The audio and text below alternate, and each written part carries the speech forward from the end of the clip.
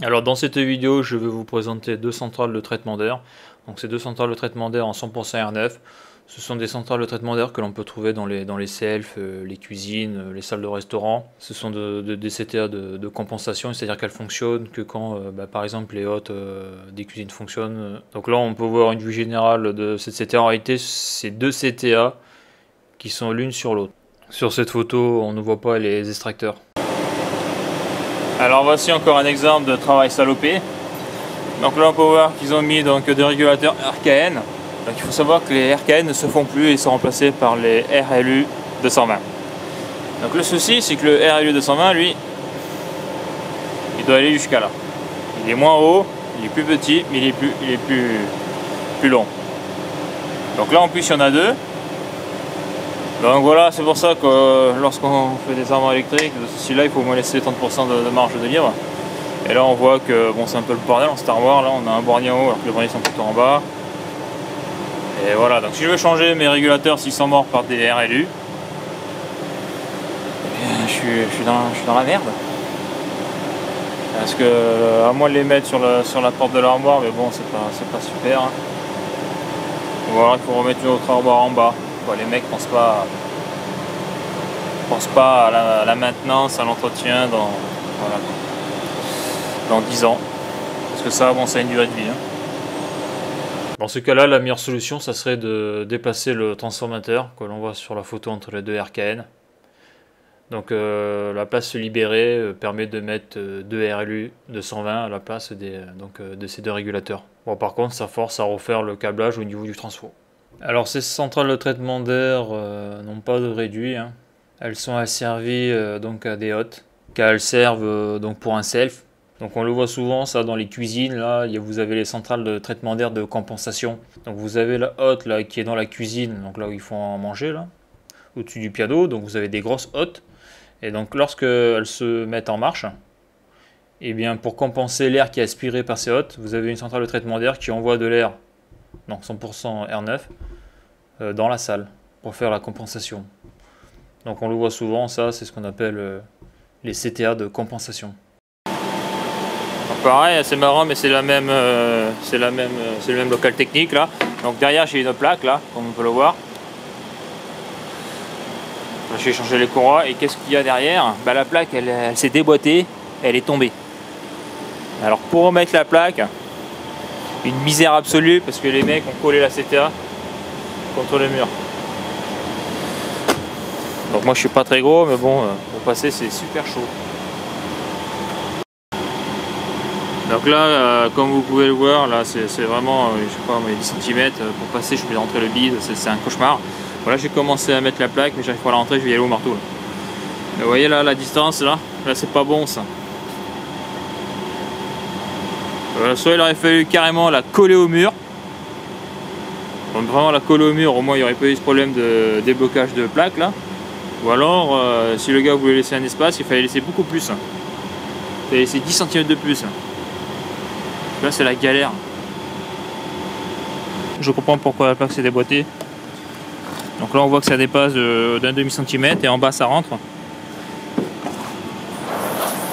Et là on voit que là il y a du jeu là. Là on voit qu'il y a du jeu pas mal et en bas ça touche nickel. Donc c'est la CTA, c'est de la camelote, elle s'est déformée. Voilà une CTA la merdique là.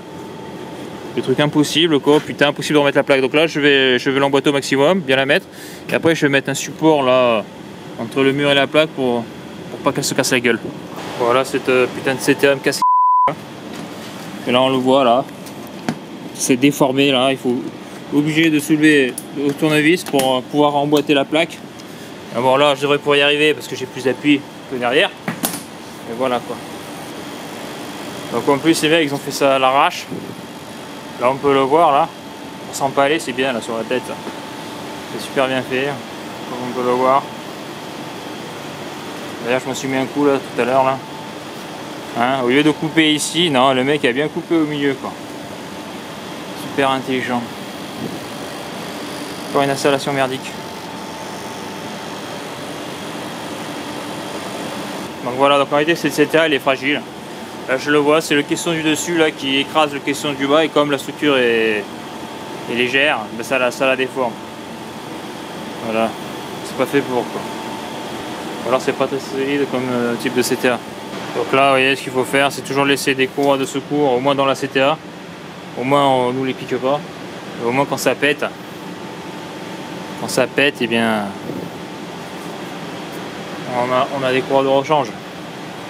Donc c'est bien d'avoir des courroies dans les CTA, donc les courroies adaptées donc pour la CTA, parce que souvent à chaque CTA les modèles de courroies, les longueurs de courroies sont pas les mêmes, et lorsque vous avez l'astreinte, vous pouvez être amené à intervenir sur les sites des collègues, et donc vous pouvez pas avoir une courroie de chaque CTA dans votre bagnole, donc il faut absolument que les courroies soient dans la salle des machines ou dans les centrales de traitement d'air. Bon, mais décidément on peut voir que cette CTA cumule vraiment plein de défauts de montage, hein. Là on peut voir que le mec il a mis la patte ici là. Donc là au lieu de couper de faire un trou pour pouvoir fermer la stop porte pour accéder au filtre, bon, on peut pas. On peut pas la fermer, donc elle est comme ça. Donc voilà. Pour pouvoir la fermer il faudrait couper le métal ici. Super. Alors que sur l'autre CTA il a été moins con, il l'a mis ici. Ah ouais. Le servomoteur du volet d'air R9. Donc ça c'est l'antigel. S'il déclenche, il doit fermer le volet d'air. Il doit couper le moteur. Alors voici le schéma de principe de cette centrale de traitement d'air. Donc à gauche on voit donc l'arrivée d'R9, 100% R9. Donc on voit que ça passe dans les petits registres. On peut voir un petit trait en pointillé qui va jusqu'au thermostat antigel, donc le QAF81 sur le schéma. On voit que du thermostat antigel, on a des petits pointillés qui vont jusqu'au moteur. Donc ça voudrait dire que lorsque le thermostat antigel déclenche, ça coupe le moteur. Et le servomoteur ferme le registre d'R9. Donc jusqu'à là, c'est normal. Après on peut voir donc en dessous de tout ça, on voit la 23 voies SQS 65, VXG 44.40. Donc on voit des petits pointillés qui vont jusqu'au régulateur de température, le RKN 88T. Donc c'est marqué sur le schéma. Et on voit qu'il y a juste une sonde de soufflage, donc une QM22.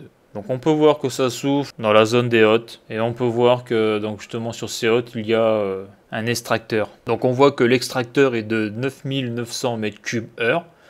Et donc on voit que la CTA donc, souffle de l'air neuf jusqu'à 9000 m3/h.